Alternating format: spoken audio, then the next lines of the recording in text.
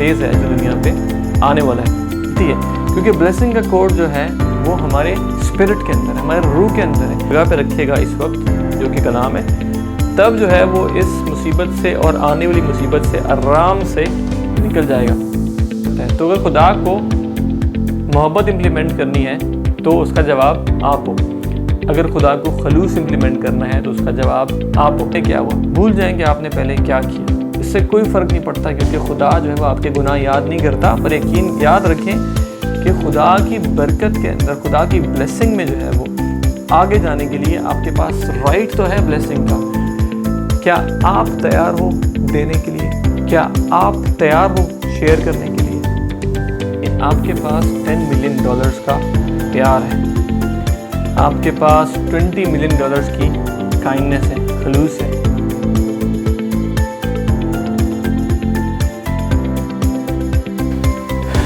Praise the Lord. मैं आज बहुत खुश हूँ कि एक बार फिर खुदा ने मुझे मौका दिया कि मैं आपसे बात कर सकूँ। और ये वीडियो रिकॉर्ड करने से पहले जो है मैं दुआ कर रहा था इस मैसेज के लिए और आपकी फैमिलीज़ के लिए। और मैं चाहता हूँ कि आज का मैसेज आप बहुत गौर से सुने, बिकॉज़ खुदा ने मेरे दिल में ये बात बहुत अरसा से डाली हुई है। और 2 बार मैं फ़ेसबुक पे लाइव जा चुका हूँ, इसके बारे में बात की मैंने। और ये है कंसर्निंग कोरोना वायरस और उसके बाद के हालात के ऊपर। ये टॉपिक इतना इम्पोर्टेंट क्यों है? क्योंकि फ़िलहाल जो है आप क्राइसिस जो देख रहे हैं, जिसमें एक मेडिकल कंडीशन है जिससे बहुत से लोग गुज़र रहे हैं, हज़ारों की तादाद में, लाखों की तादाद के अंदर लोग इससे मुतासिर हैं। पर जो आने वाला क्राइसिस है वो इससे बड़ा है। और इसके लिए मैं जो है 2 बार फेसबुक पे जैसे मैंने कहा कि मैं वार्निंग दे चुका हूँ। और मैं चाहता हूँ कि मैं आप लोगों को एक मसीह होते हुए आगाह करूँ कि एक मसीही शख्स को इस मौके पे क्या करना चाहिए। क्योंकि आगे जो है एक बहुत ही बड़ा फाइनेंशियल क्राइसिस आने वाला है, जिसके अंदर जो है बहुत सी कंपनीज ऑलरेडी हम देख रहे हैं कि बंद हो रही हैं, बहुत लोगों की जॉब्स जा रही हैं और बहुत लोग मुश्किलात का शिकार हो रहे हैं। और पूरी वर्ल्ड की जो इकोनॉमी है वो कोलैप्स हो रही है। और आने वाले वक्तों के अंदर आप देखेंगे कि बहुत से लोगों की जॉब्स नहीं रहेंगी और बहुत लोग जो हैं बहुत डिफरेंट किस्म की मुश्किलात का शिकार होंगे। अब मैं आपको डरा नहीं रहा, मैं आपको जो है वो कलाम की रूह से जो है इस बात को बताने की कोशिश कर रहा हूँ। और इससे पहले कि मैं शुरू करूँ, मैं आपको कलाम से रेफरेंस दूंगा कि जब कलाम में जब कहत की सिचुएशन आई तो उस टाइम जो है वो क्या हुआ। और हम देखेंगे इमाल उसका 11 बाब उसकी 28 से 30 आयत। और कलाम ये फरमाता है, उनमें से एक ने जिसका नाम उगबस था खड़े होकर रूह की हदायत से जाहिर किया कि तमाम दुनिया में बड़ा काल पड़ेगा। और ये क्लोदियस के अहद में वाक़या हुआ। पर शागिर्दों ने तजवीज़ की कि अपने अपने मकदूर के मुआफ़िक यहूदा में रहने वाले भाइयों की खिदमत के लिए कुछ भेजें।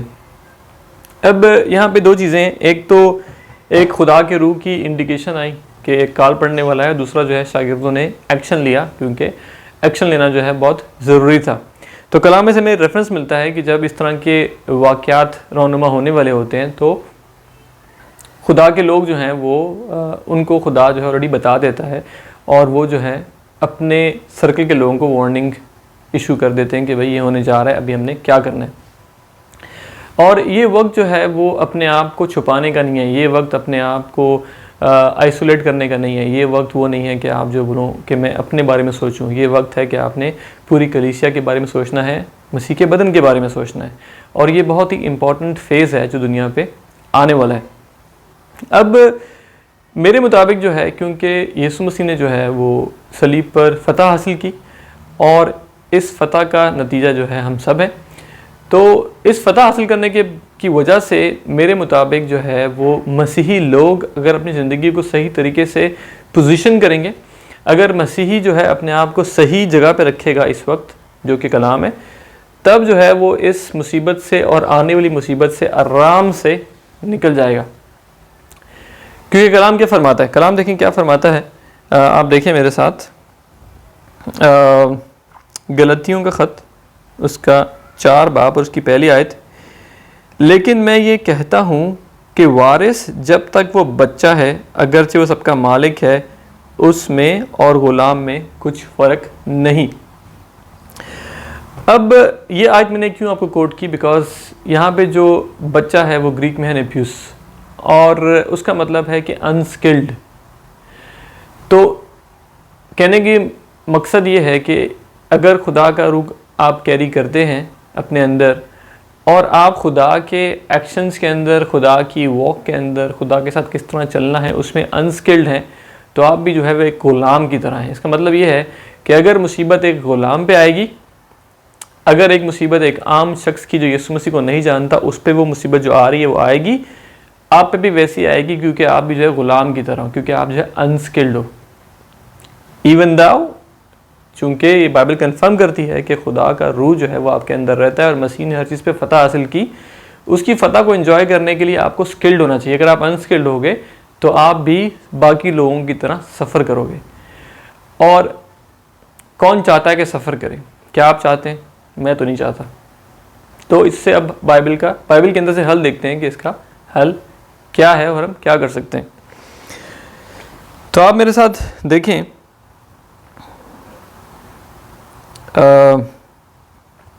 ज़बूर 37 उसकी 19 आयत, और कलाम फरमाता है, 37 आयत का आखिरी हिस्सा है, और काल के दिनों में वो आसूदा रहेंगे। तो खुदा के लोग जो हैं वो काल के दिनों में, जो आने वाला वक्त है मुश्किल का, उसके अंदर आप आसूदगी के अंदर रहोगे, ये खुदा का वादा है। और एक और रेफरेंस लेते हैं, फिलिपियों का खत उसका 4 बाब और उसकी 19 आयत। कलाम फरमाता है, मेरा खुदा अपनी दौलत के मुआफिक जलाल से मसीह यीशु में तुम्हारी हर एक एहतियाज रफ़ा करेगा। किसकी दौलत के मुताबिक? खुदा की दौलत।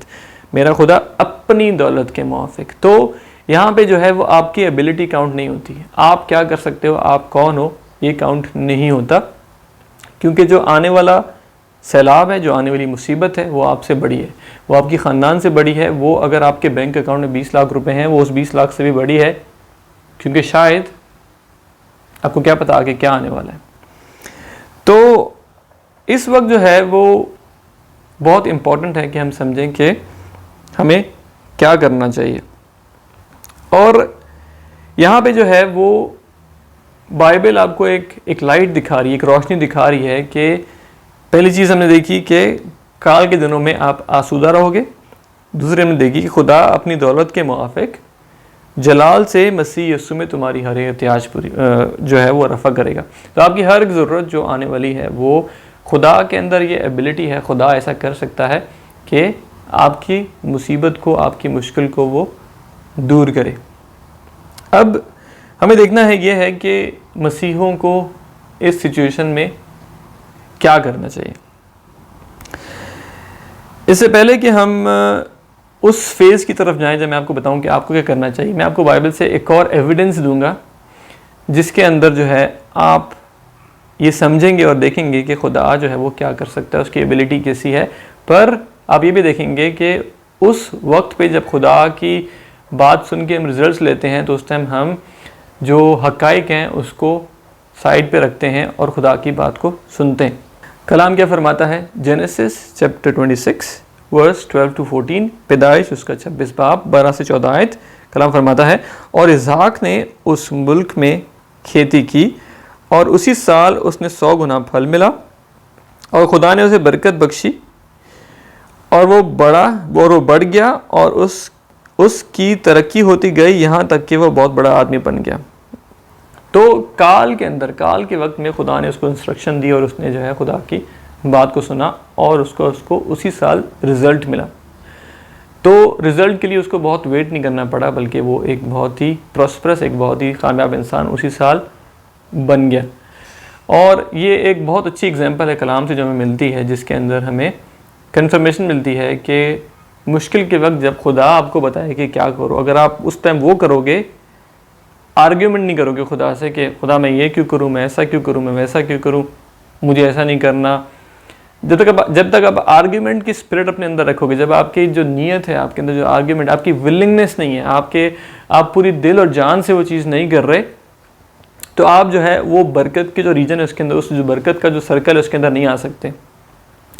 क्योंकि आपने जो काम करना है ये जान के करना है कि खुदावंद के लिए करते हो। उसका मतलब ये है कि आपके इसके पीछे अंडरस्टैंडिंग होनी चाहिए कि ये काम मैं क्यों कर रहा हूँ।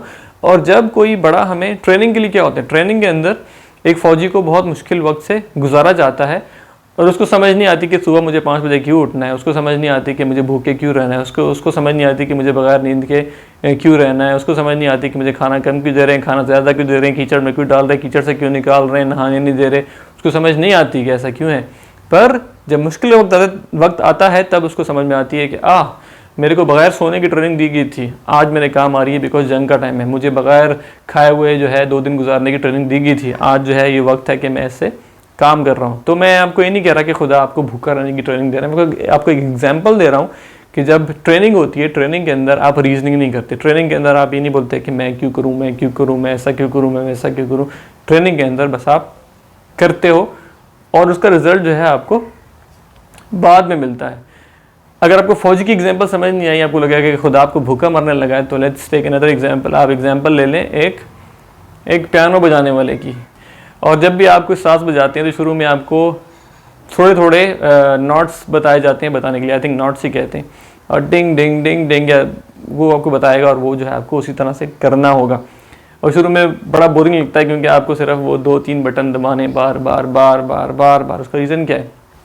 उसका रीज़न ये है कि वो आपको लॉजिक, आपकी फाउंडेशन बना रहे होते हैं, आपको ट्रेन कर रहे होते हैं, आपको स्किल दे रहे होते हैं ताकि आप जो है बाद में जाकर परफॉर्म कर सको।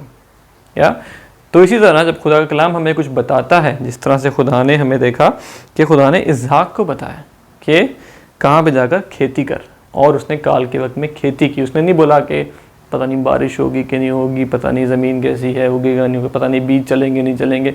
तो उसने खुदा को कोई स्टोरी नहीं सुनाई, बल्कि उसने खुदा की बात को माना और 100 गुना फल मिला, उसे बहुत बरकत मिली, वो बड़ा हो गया, तरक्की की, बड़ा आदमी बन गया। और आगे लिखा है कि उस पर रश करने लगे लोग। तो जब आप खुदा की इंस्ट्रक्शन इस आने वाली मुसीबत के दिन में आज सुन पाओगे कि खुदा आपसे क्या चाहता है, तो आने वाले दिनों में जब आपके पास देने के लिए होगा, आपके पास अबंडेंस होगी, आपके पास खुशहाली होगी, तो लोग आप पे रश करेंगे और देखेंगे कि ये आदमी आज तक खड़ा है। पूरी दुनिया तबाह होगी पर ये तो आज तक खुश है, आज तक खड़ा है। तो अब हम जाते हैं इस मैसेज के इम्पोर्टेंट पार्ट की तरफ, जहाँ मैं आपको बताऊंगा कि आपको क्या करना है।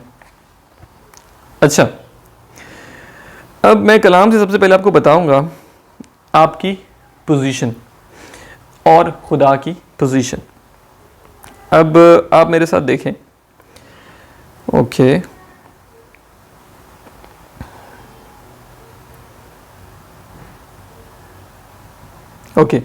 पहला करंथियों उसका 10 बाब और उसकी 26 आयत, और कलाम ये फरमाता है क्योंकि ज़मीन और उसकी मामूरी खुदावंद की है। तो ज़मीन जिस पे आप रहते हो, आप दुनिया में रहते हो, पूरी ज़मीन जो है वो खुदावंद की है और उसकी मामूरी भी खुदावंद की है। इसका मतलब है कि जब काल पड़ेगा भी तब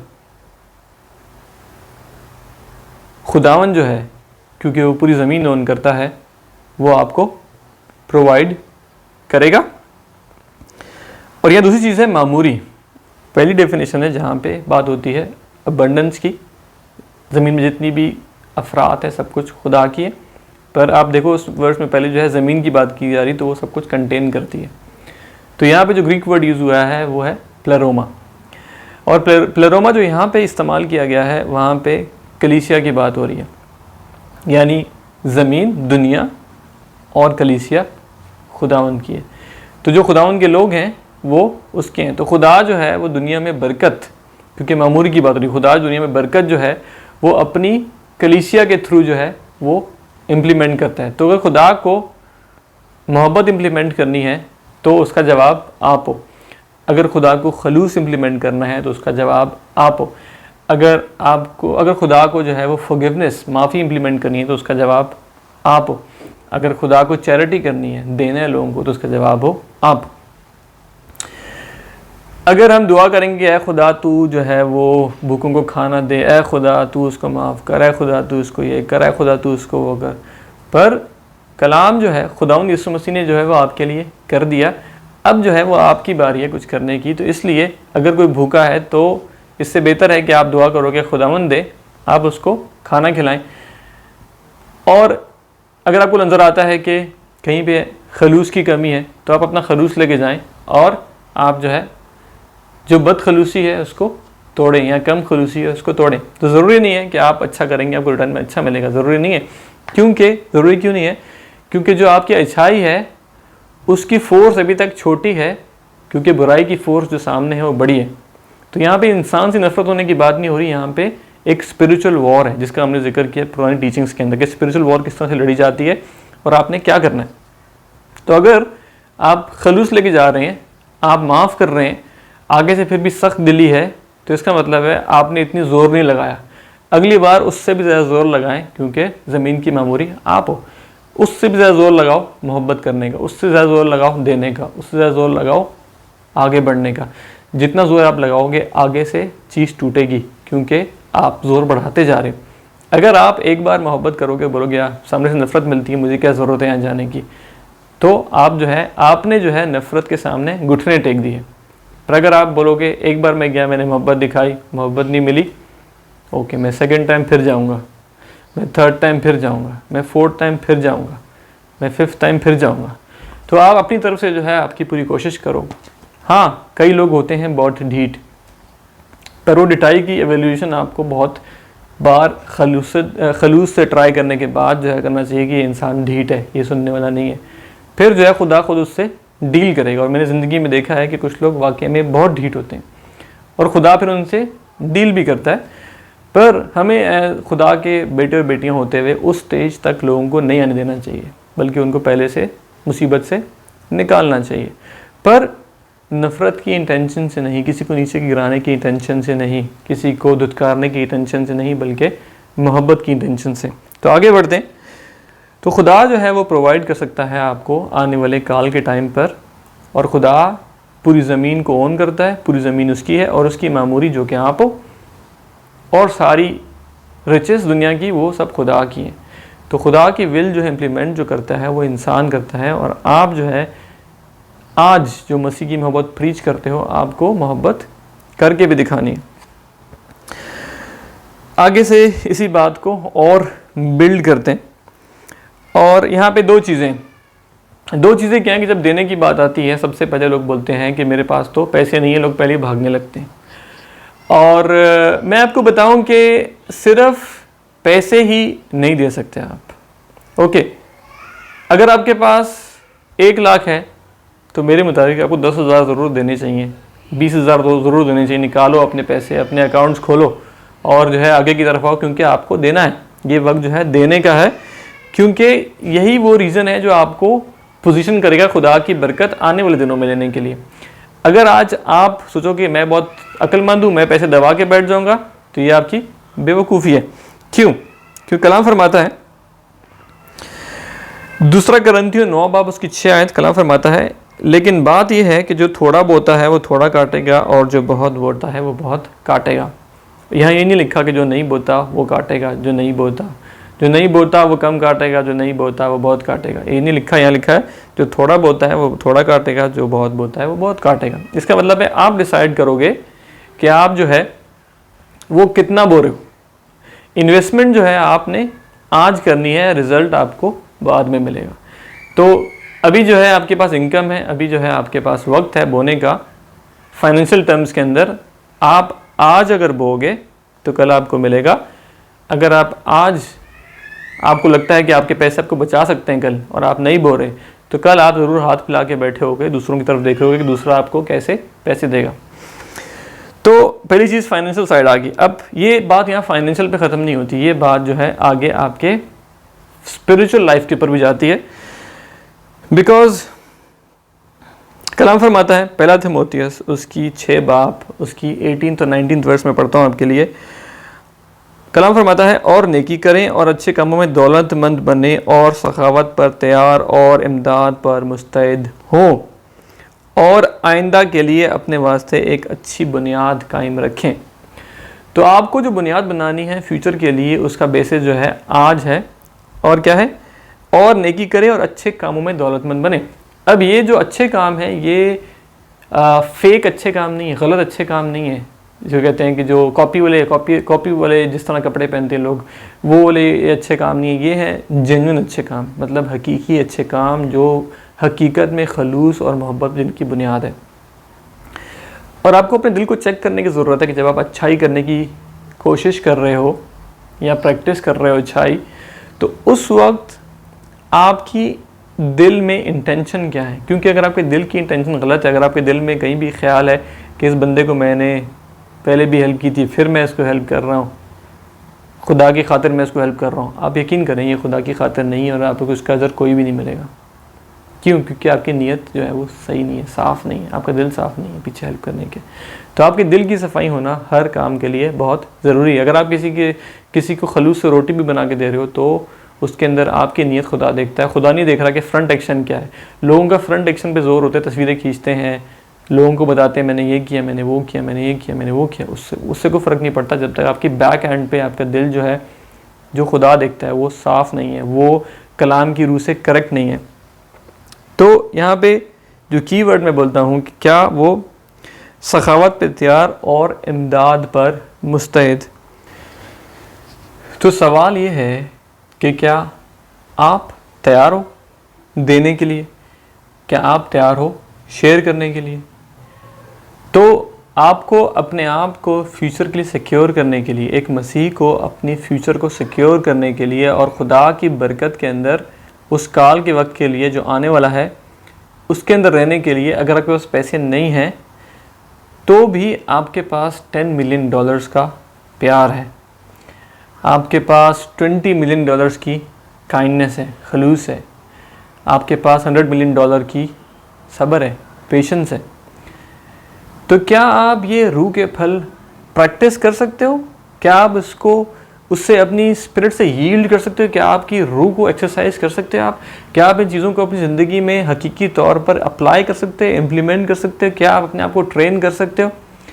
अगर आप आज अपने आप को इन चीज़ों में ट्रेन करना शुरू करोगे, भूल जाएंगे पहले क्या हुआ, भूल जाएंगे आपने पहले क्या किया। इससे कोई फ़र्क नहीं पड़ता, क्योंकि खुदा जो है वो आपके गुनाह याद नहीं करता। पर यकीन याद रखें कि खुदा की बरकत के अंदर, खुदा की ब्लेसिंग में जो है वो आगे जाने के लिए आपके पास राइट तो है ब्लेसिंग का, पर आपके पास क्रेडेंशियल्स नहीं है, आपके पास वो कोड नहीं है जिससे ब्लेसिंग मिलती है।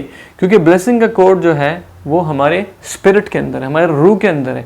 तो जब आप रूह के फल अपनी ज़िंदगी में प्रैक्टिस करना शुरू करोगे, तब जो है आप अपनी ज़िंदगी का जो फील्ड है, आपकी ज़िंदगी का जो खेत है, उसके अंदर जो है आप काम करना शुरू करोगे। और आप देखोगे कि आने वाले वक्त में, जो कि बहुत ही मुश्किल वक्त है पूरी दुनिया के लिए, अगर आप आज जो है इस चीज़ पे काम करना शुरू करोगे, आप जो है अपने साथ के आपकी हस्बैंड से, आपकी वाइफ से आप रिलेशनशिप रिपेयर करना शुरू करोगे, आपके बच्चों से रिलेशनशिप रिपेयर करोगे, आपकी फैमिली में, आपके मोहल्ले के अंदर जहाँ जहाँ आप रिपेयरिंग का काम कर सकते हो और जहाँ जहाँ आप रिलेशनशिप बिल्ड कर सकते हो, ये वो वक्त है कि आप ये करना शुरू करें। क्योंकि यही चीज़ जो है वो आपको फ्यूचर में बचाएगी। क्यों? इसलिए नहीं कि आपको किसी से कुछ मिलेगा, इसलिए क्योंकि आप जो है अपने आप को खुदा की करेक्ट पोजीशन में ले आओगे कि खुदा जो है आपको ब्लेस करे, खुदा जो है आपको बरकत दे।